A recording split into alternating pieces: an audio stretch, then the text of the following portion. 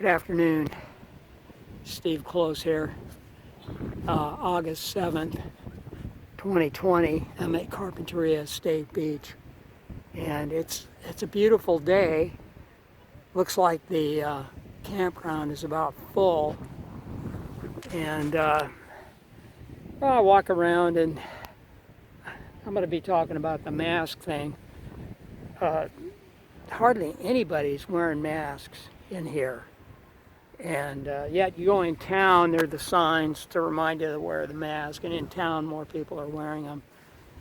But you may know, I think it's the most absurd thing that, for example, the logic of requiring you to wear a mask when you order your food, and then you just walk over a few feet, take your mask off, and start eating the food, as though that makes any sense.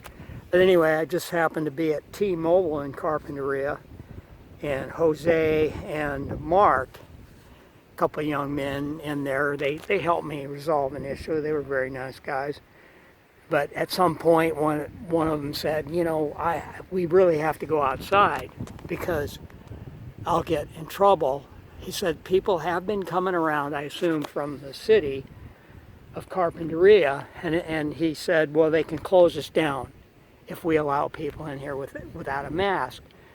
And I just told him, I said, well, I understand that you have to do what they say, but the point is they have no authority, they have no right to be imposing this kind of fear and tyranny. I explained to him, I said, it's in the Bill of Rights. They can't do this. But these authoritarians, these local mayors and city councils or whatever, at various levels of government are just making things up. And these young guys, they seem very accepting of it all. They're in there wearing these masks.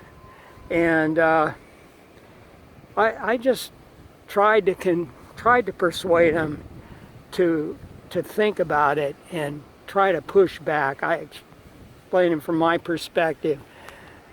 And I don't think my generation would be so yielding, except, of course, the people of all ages, of any age, that believes the things they're being told in the mainstream media. And of course, why wouldn't you believe? I mean, you've come to expect them to tell the truth, but they are not. And I've found through YouTube and other sources, if you check the other sources, you'll find that this is just insane. It's not right.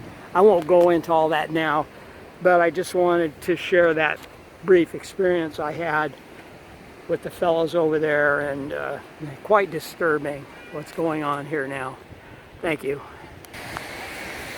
Okay, I'll just continue a little bit more here, just pan around the beach and show you that these people are enjoying themselves, they're hanging out, they're having a good time. Nobody's wearing a mask, or very few. I haven't seen one yet. Going in the water. And the one hopeful sign is that teenagers especially, and little kids, they have that sense of immortality, and they're rightfully suspicious and skeptical about what the grown-ups are telling them and saying. I mean, it seems to be a native thing.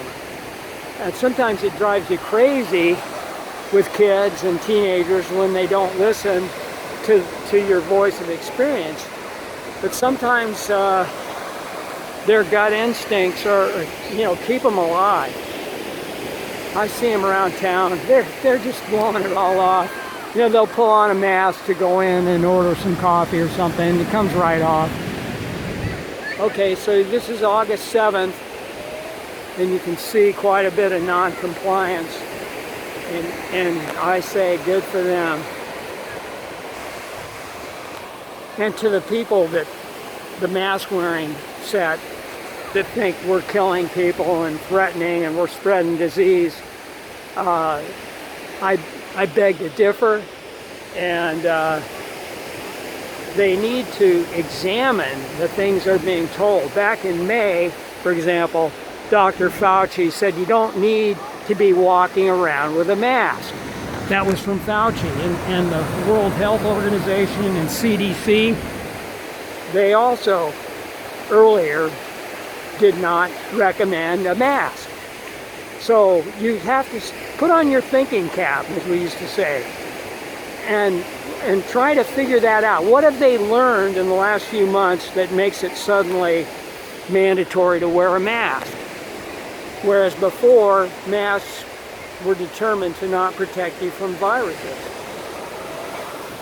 And then, of course, the absurdity, at least locally and some other places, that these arbitrary rules, governor wakes up one day and just says, hey, I think I'll make them all, I think I'll close down the restaurants and the health clubs again, which he's done. And I know some people that are just, they're done.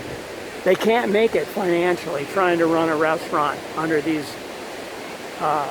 capricious, variable commands from the governor's office.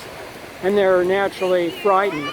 I was at the Spot the other day. The Spot's a kind of a well-known restaurant in Carpinteria, little hamburger stand.